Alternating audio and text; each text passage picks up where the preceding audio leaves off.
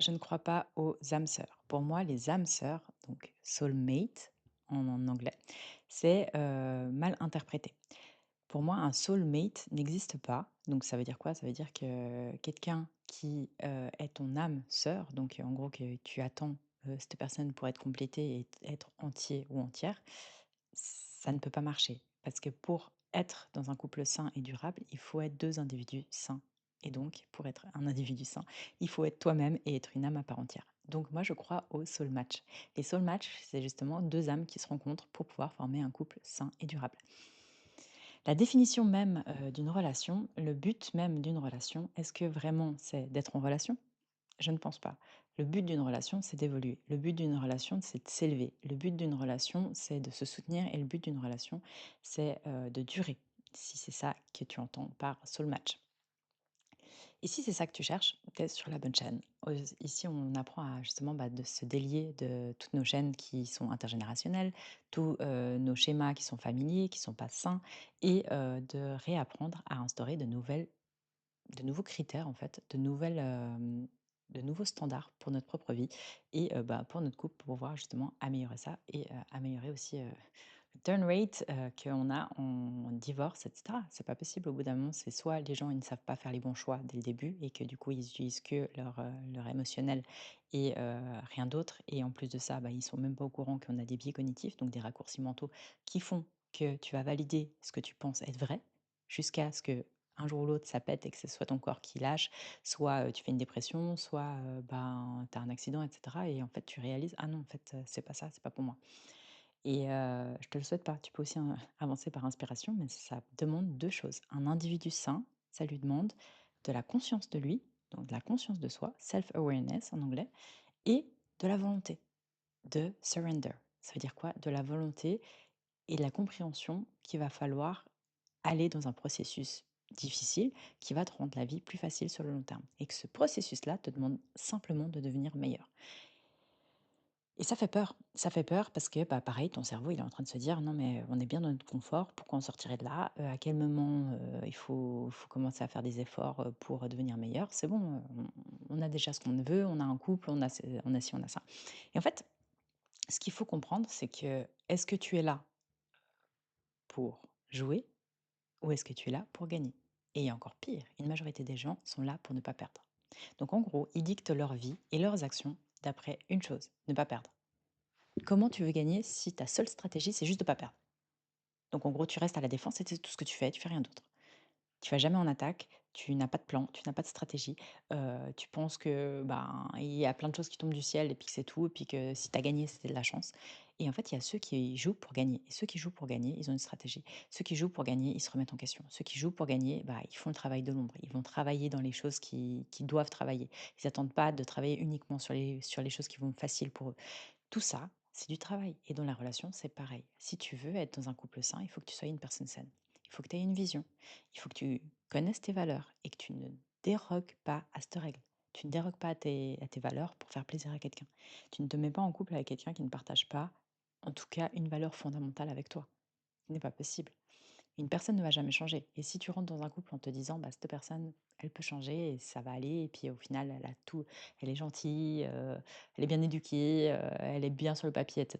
En fait, c'est pas un couple sain que tu es en train de créer. C'est une attente envers un autre humain et tu penses que ça va te combler quelque chose. Donc ça, c'est plus la recherche de l'âme sœur que je n'y crois pas. Parce que pour moi, tu es un humain à part entière qui n'a pas besoin d'être comblé par quelqu'un. C'est ok, je suis bien de mes baskets, plus ou moins. Tu pas obligé d'être à 100. T'inquiète pas, on est tous humains, on est tous imparfaits et je connais mes schémas, je comprends mieux qui je suis et de là, je cherche à amener de l'amour à quelqu'un d'autre aussi et je cherche à être à la personne que je cherche, entre guillemets, pour l'autre.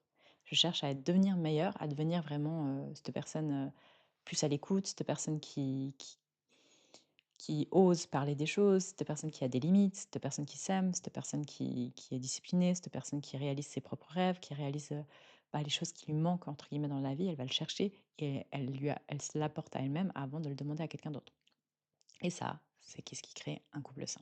Sauf que si on commence pas par les fondations, si on commence pas par la connaissance de soi, si on commence pas par OK, ça c'est mes schémas, c'est ce que je répète, qu'est-ce qui fonctionne pas dans ça et qu'est-ce que je peux améliorer pour avancer sereinement sur mon chemin. sans attendre que quelqu'un te donne, la marche à suivre, quoi. C'est un peu comme ça qu'on arrive dans les couples, c'est en mode, «Ben, j'espère que celui-là, ça sera différent». Mais ça va pas être différent, ça va être juste un autre nouveau packaging, ça va être juste un nouveau packaging avec, le même format dedans. Et en fait, ce qu'on a vraiment de la peine à comprendre, c'est comment notre cerveau fonctionne. Notre cerveau fonctionne d'une manière au changement qui est toujours la même. Il y a 4 étapes. La première étape, c'est l'optimiste inconscient. Donc c'est en gros, tu commences à monter la montagne, tu es tout heureux ou toute heureuse, tu te dis: «Bah, c'est bon, c'est ça que je veux, c'est ce couple et tout, c'est génial». Une fois que tu arrives en dessus de la montagne, tu commences à avoir le pessimiste conscient. Ça veut dire que tu regardes en bas et tu vois qu'il y a encore une énorme chute à faire et que c'est par là que tu dois passer. Donc tu dois traverser tes peurs. Si tu es déjà passé par là, la bonne nouvelle, c'est que tu es passé à l'étape 3, mais une majorité des gens, par contre, la mauvaise nouvelle, c'est qu'ils reviennent à l'étape 1 à chaque fois en se disant que je vais changer de personne. Parce qu'ils arrivent dans la vallée du néant. Et dans la vallée des néants, c'est ce qui est le plus dur, c'est en fait de traverser ses propres schémas, traverser ses propres peurs, traverser toutes nos croyances, traverser tout ce qu'on croit être une réalité, etc. et se retrouver dans le réel. Et en fait, quand tu n'as plus l'alchimie, les papillons, les choses que ton cerveau s'était créé alors que c'était du potentiel, alors que ce n'est pas la réalité, c'est là où tu reviens, bah, face à toi-même et c'est là, si tu peux, fais-toi accompagner parce qu'en fait, la quatrième étape, c'est la conscience. Ça veut dire que tu deviens plus conscient du cheminement et en fait, tu es ni pessimiste ni optimiste. Tu comprends qu'en fait, ça, petit à petit, étape par étape, tu arriveras à la destination voulue et que c'était des chemins obligatoires à passer, sauf qu'une majorité des gens ne passent pas la troisième étape et donc restent soit dans la vallée du néant trop longtemps et du coup après ils sont traumatisés et ils n'osent même plus rentrer dans une relation, soit bah, ils changent de partenaire et de partenaire tout le temps, étape 1, hop, étape 2, et après ils se disent: «Mais en fait l'amour c'est pas fait pour moi, c'est trop compliqué, je suis pas faite pour être aimée» et cetera et cetera. La réponse est non. La réponse c'est juste qu'aujourd'hui, tu dois avoir un des bons critères pour trouver quelqu'un et souvent nos critères sont pas les meilleurs parce qu'on fait ce qui nous est familier et de ce qu'on a appris, bah, plus jeune et donc pas ce qui est sain pour nous et ensuite, c'est aussi d'avoir des standards que tu appliques dans ta propre vie. Tu peux pas demander à quelqu'un d'autre quelque chose que tu ne t'appliques pas à toi-même.